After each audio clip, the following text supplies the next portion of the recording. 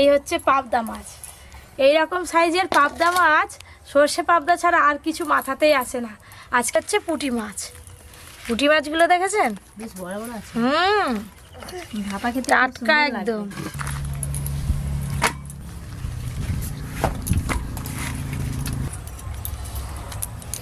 চলো তোমরা সব গুছি ফুচি আসো, আমি দুটো মাছ নিয়ে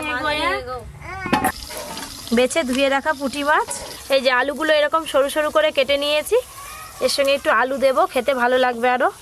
পেঁয়াজগুলো এই যে এইরকম একটু লম্বা লম্বা করে কুচি করে নিয়েছি, পেঁয়াজ কুচি, জিরে বাটা, শুকনো লঙ্কা বাটা,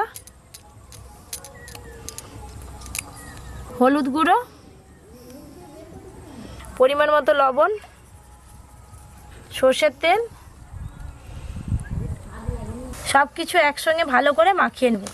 এবার এই যে মশলা মাখানো মাছ আছে কলা পাতার উপরে দিয়ে দেব। এখনও বেশ গুটগুট করে ফুটছে, চাপা দিয়ে রেখে দেবো। খাওয়া